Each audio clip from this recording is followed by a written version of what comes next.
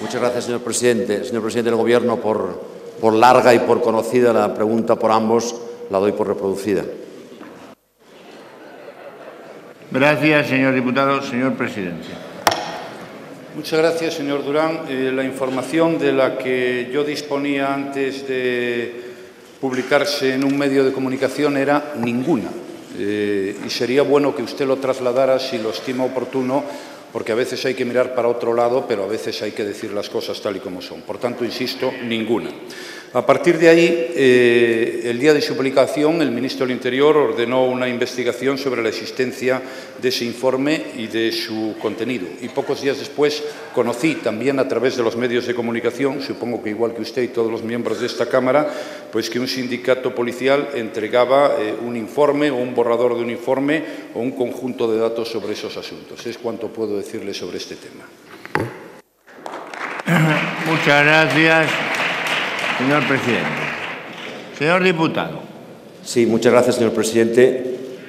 Me consta, y usted sabe el porqué, que usted no tenía conocimiento de lo que se publicó en el periódico de referencia el día 16 de noviembre, pero a nuestro juicio el Gobierno no ha actuado con diligencia y con lealtad, si me permite la expresión, en esta cuestión.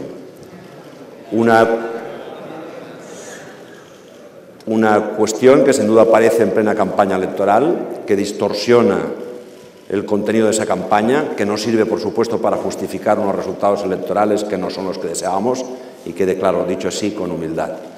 Pero nos parece que si una información se basa en un documento elaborado supuestamente por unos funcionarios del Gobierno y, por tanto, del Estado, el Gobierno y el Estado no deben permanecer más allá de la diligencia encargada por el ministro del Interior, al margen de la necesaria información a la opinión pública y más teniendo en cuenta el proceso electoral.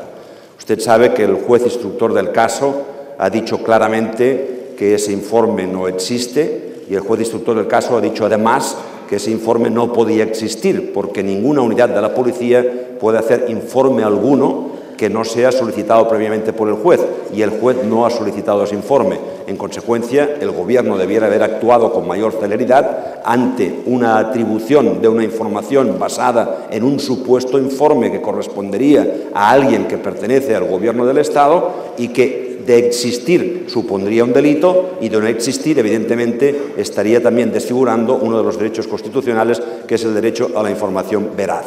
Consecuentemente, reitero, creo que el Gobierno no ha actuado con diligencia, no ha actuado con lealtad y creo que el Gobierno debiera haber salido inmediatamente para decir que ese informe no existía, no simplemente que se iba a investigar, sino que no existía. Sin embargo, el Gobierno, a través de su Ministerio de Hacienda, hizo unas declaraciones del todo sorprendentes. Después su jefe de prensa intentó aclarar las mismas. No es el jefe de prensa quien debe aclararlas, sino el propio ministro. Incluso la vicepresidenta, en sede de Moncloa, en rueda de prensa del Consejo de Ministros, dijo que estaba de acuerdo en que se investigaran la información y los hechos. Nosotros también. La lástima es que el fiscal general del Estado le riñera al fiscal de Cataluña por pretender simplemente que se investigaran los hechos. Y el fiscal general del Estado depende del Gobierno.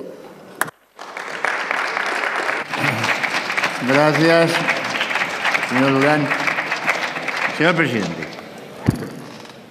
Muchas gracias, señor Durán.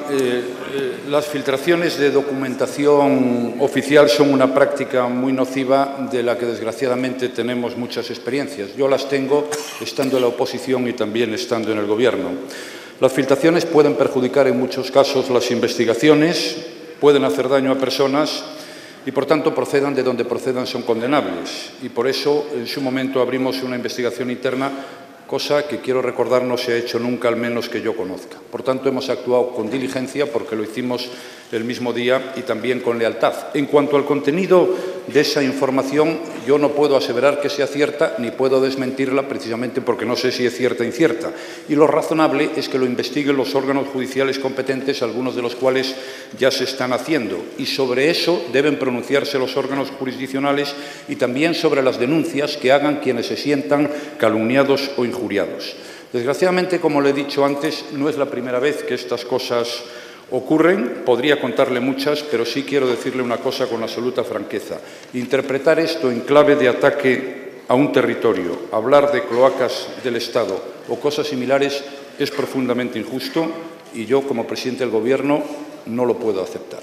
Gracias.